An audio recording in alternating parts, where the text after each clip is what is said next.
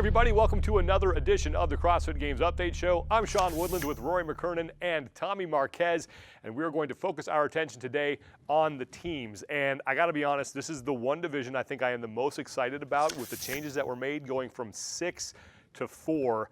This seems like it is nothing but positive other than some people who are going to have some bruised egos because they get kicked off the roster. But overall, I think this is a great thing. I mean, usually on the cool down show, you don't have something that's that big. But I agree, man. That was awesome. There was people actually cheering in the crowd that were really getting behind this. Like you said, nobody loses except for those guys. We did see a trend last year where there was less athletes who tried their hand at regionals only to have the team as a backup. I think they certainly lose in addition to number 5 and 6 on the roster already.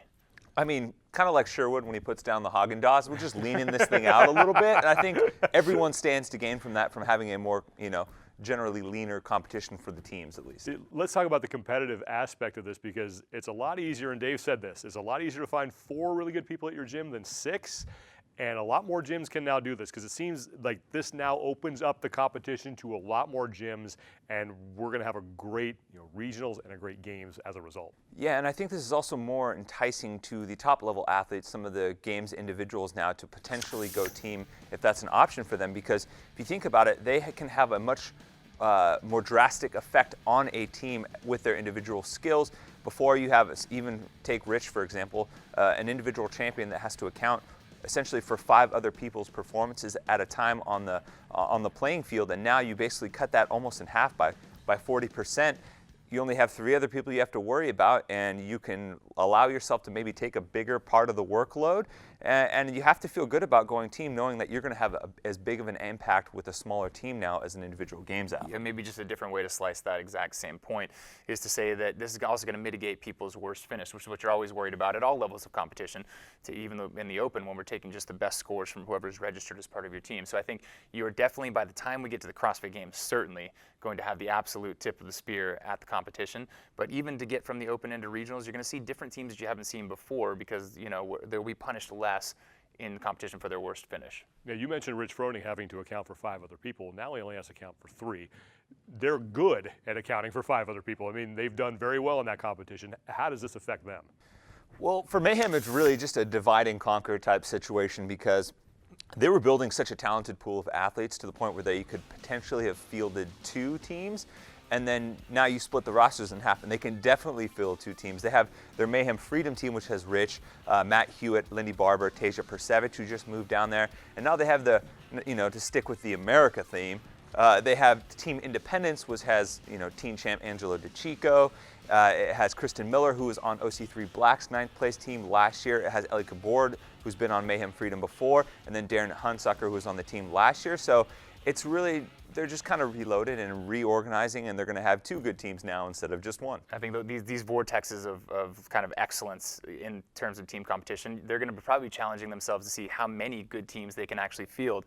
In the team competition last year, there were 73 individuals on teams with past games team experience, and that combined for 133 appearances at the CrossFit Games. So I'm thinking even the flunkies, the people that don't make their initial pick for a team, they're going to combine, and you're going to have this amazing battle at the regional level to get to the CrossFit Games. And we're seeing now it becoming a lot more appealing to individual athletes. I mean, there's a team down there in the South that's being built that it looks like it might be able to do some damage as well. Yeah, Travis Williams, he's hopping on with Jordan Cook. Sheila Barden moved down to train with them and be on their team as well. I mean, you look over at California, just down south from us.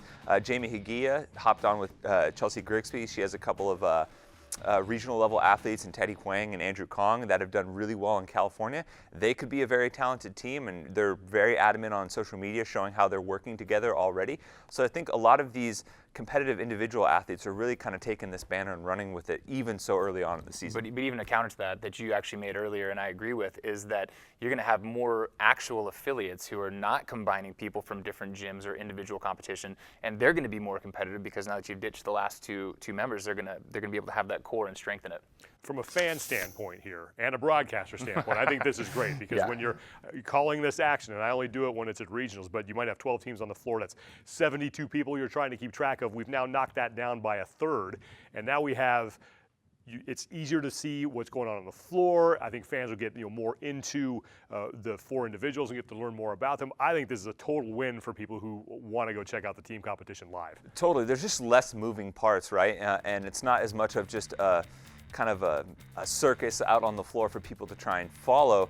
But I think some of the points that we made earlier, where you might see some gyms that can put multiple teams up together, you think you'll see teams that are a more accurate representation of affiliate. That makes it better for fans, right? Because the people that they're following on the floor aren't just guys that were maybe at another gym last year who were hopping on to be competitive. It's the people they train in and day out. That may not be everyone, especially at the top, but spots 10 through 20 or 15 through 20 are going to be more representative of the affiliates and the actual population that train at their gym every day. You guys know this story, but for the sake of people at home, suffice to say in 2010, things were such a mess with the team competition. I had someone walk out of the television truck and say, I don't know how they just quit. They were done. It was impossible to tell what was happening. We've come a long way in terms of a lot of things, floor layout, uniforms, etc., and our own education, of course, as broadcasters.